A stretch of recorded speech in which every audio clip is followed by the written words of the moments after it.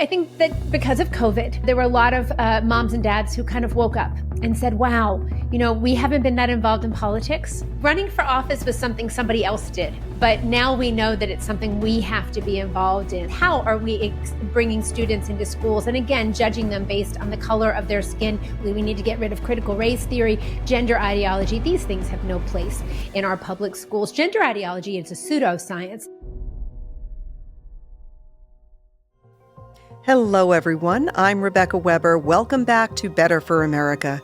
On November 5th, Americans made their voices clear and voted against left-wing social experiments, including radical gender ideology, woke DEI initiatives, and gave Trump a mandate to restore power back to the people, which means restoring that power back to parents and families whose lives have been really threatened by harmful initiatives that are not rooted in reality.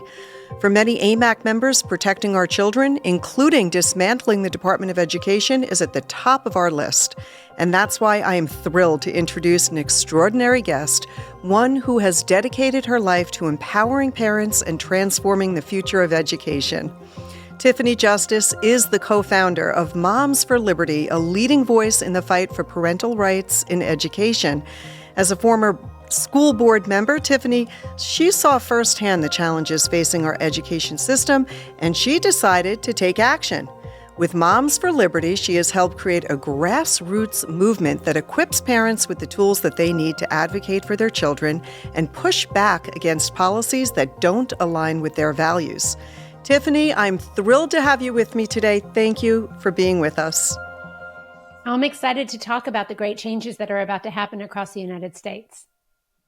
And speaking of great changes, we heard President-elect Donald Trump pledge to make big changes, even dismantle the U.S. Department of Education.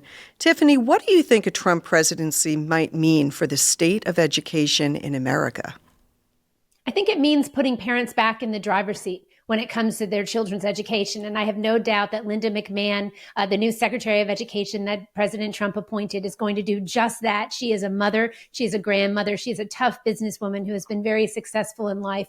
And there are a lot of times when you get involved in the education system that people want to give you a million excuses as to why you can't stop doing something or something is important or, and the questions I think Linda will ask and that I will help to her to know to ask if given the opportunity, honestly, is, if the outcomes are so horrible, then why do we continue to do things in the way that we do them? And what we've seen is that as the bureaucracy in Washington, D.C. has grown and grown, so has the administrative state in these school districts in order to respond to the needs of the bureaucracy. And the system has just become so bloated.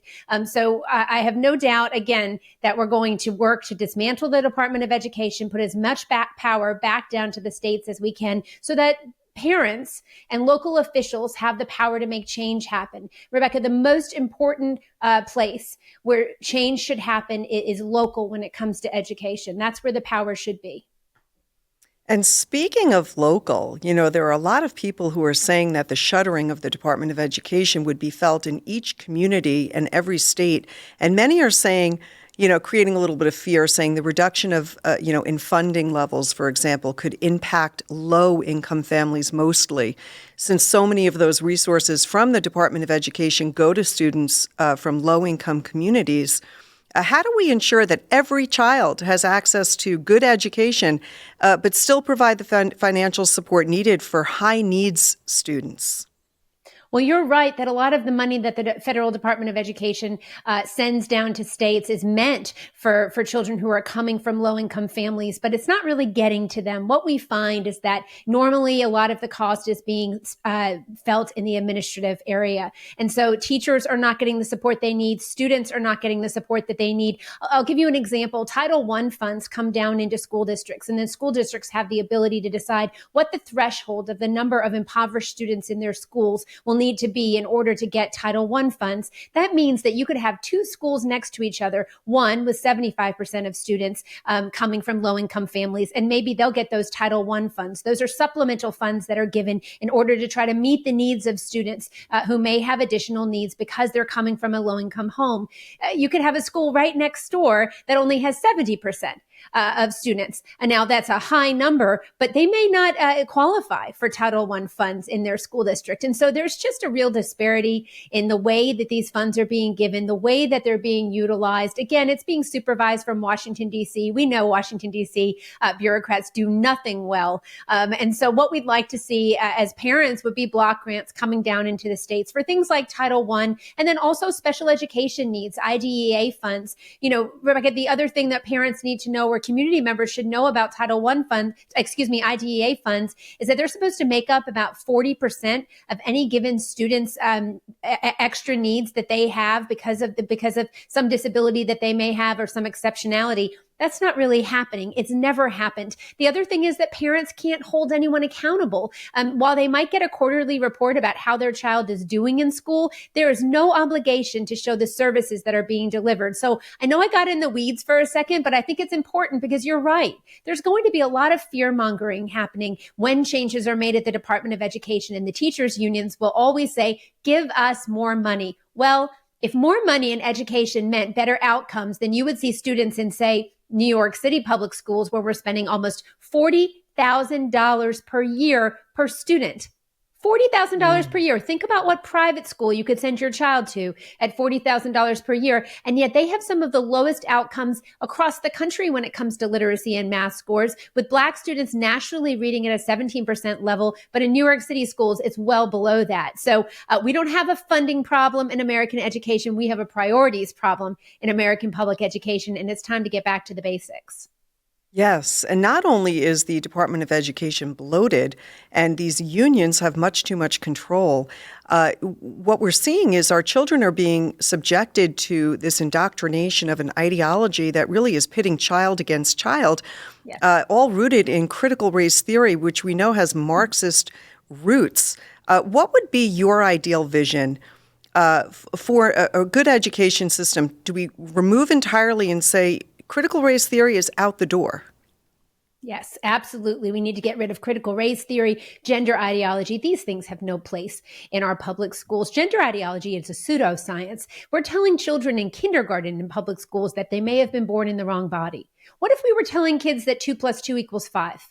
It's the same thing. We're teaching a lie in our public schools, and that absolutely needs to stop. So yes, an end to critical race theory. Our children should not be divided in school. And it is abuse to tell a child that the color of their skin or their religion in some way is going to affect their ability to be successful in a classroom. Yes. You know, AMAC members have been expressing their concerns, and that's why I'm so thrilled to have you here with us today. What we're seeing, too, is, Tiffany, is these DEI initiatives that are being impacting really higher education. How do you propose restructuring universities to focus more on, educational merit and less on these political ideologies? There was just a great 60 Minutes piece about the University of Austin. I suggest for everyone to go and check that out. And they said instead of DEI, they were going to focus on MEI. And I think it was merit, excellence. And I'm going to try to think about what the I was, but maybe individuality. I mean, the truth is, how are we bringing students into schools? And again, judging them based on the color of their skin. We need to unfold the full potential of every child in America's public school classrooms and give them the opportunity to go on to college if that's what they're supposed to do. The truth is, though, that not every kid should go to college, and that's not always the pathway to guaranteed success. Right now, we have a lot of students that have been saddled with loans and burdened with a lot of debt, and they're graduating from college. They can't afford to live anywhere. They're having a hard time finding a job. So I think a focus on skills and trades and apprenticeships, and I know Linda has already put out some messaging on the fact she's going to focus a lot on vocational training and technical education and trying to bolster that in our schools. I would look to someone like Mike Rowe.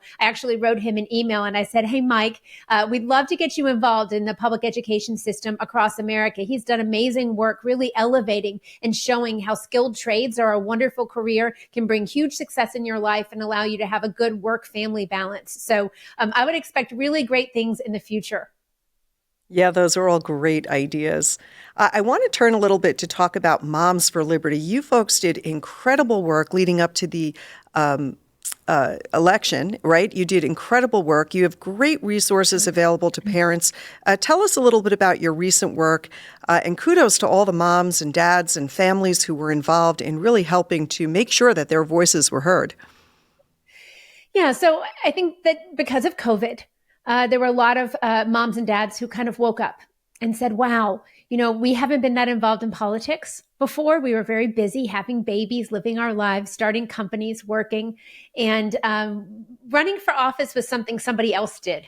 But now we know that it's something we have to be involved in. And so moms and dads have been paying attention to politics since COVID. We know that there were really bad policies that were being made, and we know the way to change those is to get involved in politics. And so we did some get out the vote work this past election cycle. We wanted to motivate our moms and help them to find other people that were maybe registered to vote and not voting, or to try to get them to register. And so we took $3 million from a donor who invested in our Get Out the Vote campaign, and we went to 4 different states: Georgia, North Carolina, Arizona, and Wisconsin, and we did get out the vote work. And let me tell you, the turnout was amazing. Our early vote numbers outpaced the overall voting average in the states. In Georgia, I think upwards of 75% of the low propensity voters, people who had only voted maybe once in the last 4 election cycles, came out to vote. And we just know that issues motivated them. It's no longer politics. It's not Democrat, Republican, it's issues. People are concerned about the economy. They're concerned about immigration. They're worried that kids aren't learning in school, or you're right, that they're being pitted against each other. And so by just reaching people on these issues, endorsing in school board races, telling people you need to vote from the bottom of the ballot up, and to make sure that all of the candidates stood for parental rights, which ultimately is our mission. Our mission statement is to unify, educate, and empower parents to defend their parental rights at all levels of government. And that means from the schoolhouse to the White House. Oh, it is just terrific. I'm a huge fan of Moms for Liberty, and I encourage everyone, if you haven't checked out their website, go there. You'll get a ton of information, and you'll learn more about how you can apply these resources right in your own community. But all of us, parents and grandparents alike, we've got to continue to advocate for our children. I think the work is only just beginning, and thank God for your group, because your group has done incredible work. A guest that I was speaking with earlier, Tiffany, was sharing how so many people right up until the last minute said, I'm an independent, or I never liked Trump for the last 8 years, or I've never voted Republican, but I'm going to because I'm sick and tired of what we're seeing, these crazy left ideologies that are really harming our children. And government has gotten much too big, much too bloated, and we're not, as you said earlier, prioritizing. And that is something that we're so excited to watch unfold in 2025. And I know you're going to be at the helm there, helping to drive a lot of your ideas and get them in place. Our children are depending on it, so we appreciate all the work that you do. It's terrific. Before we let you run, I want to speak about your children's book. It is terrific. And I think every AMAC member needs to get their hand on this book. Buy it for your child, your grandchild, for your neighbor's child. Buy this book. It's a terrific book. Share a little bit about Libby Justice Goes to Williamsburg. Yeah. So, moms and dads engaged on the book issue. There was this slur that was being used. Oh, book banning. No one was banning any books. Write the book, print the book, publish the book. But when it comes to a public school library, moms and dads engaged because we felt we had a moral obligation to. We saw really graphic sexual content that was being put into books in libraries across the country. And we took a stand and read those books to school board members. And boy, they couldn't turn those microphones off fast enough. That gave Tina and I an idea. We felt like we needed to be a part of the solution. And that's why Libby Justice Goes to Williamsburg is the first of hopefully a series of books. And this is Libby. She has a little brother named Lincoln. His nickname is Link. And with her parents, they travel around the country. And so they visit historical locations. And Libby is a daydreamer. She's an artist. And sometimes in these places, she gets to meet historical figures who help her to gain courage to do hard things. And in this book, Libby learns that it's important to have courage and to speak up. And, we've learned at Moms for Liberty, we don't win every race we endorse in, but we don't see that as a failure. We are in the middle of a generational fight for the future of this country. And it's not going to stop with us. We know we're raising the next generation of patriots who are going to need to stand up and continue to fight. You know, President Trump is an amazing man, and we are incredibly lucky to have him as our president again, but he can't solve everything. It's up to us to make change happen, and it's up to us to teach our children that they need to be involved and engaged too. And so Libby gets a lot of courage. We hope that moms and dads and grandparents will read this book to their children, and that it'll inspire them to get involved too. Tiffany, thank you so much. And congratulations to you and the entire team at Moms for Liberty and everyone that stepped up and did something in November. It was just terrific. The number of people that participated, the door knockers and all of that. So much work that you did. And we just wish you the very, very best. But we appreciate you and your entire team over at Moms. Thank you very much. It's really, Rebecca, the moms on the ground. That's what I'll tell you. Again, this change happens on the ground, and the moms and dads across the country that are members of Moms for Liberty have been so incredibly brave. So I'm thankful for them. Excellent. And to all of you out there listening, if you want to get involved, if you want to dedicate your time to help empower parents, check out Moms for Liberty. They have so many great ways that you can get involved. And don't forget to join or renew your AMAC membership. We will continue to advocate for our children, for their voices, and for their education. That's it for today, folks. Thank you for joining me. Have a blessed day, everyone. The Association of Mature American Citizens is the conservative voice for Americans 50 and older. AMAC is fighting for the values that you hold dear. Join today. Together, we can write the course of America.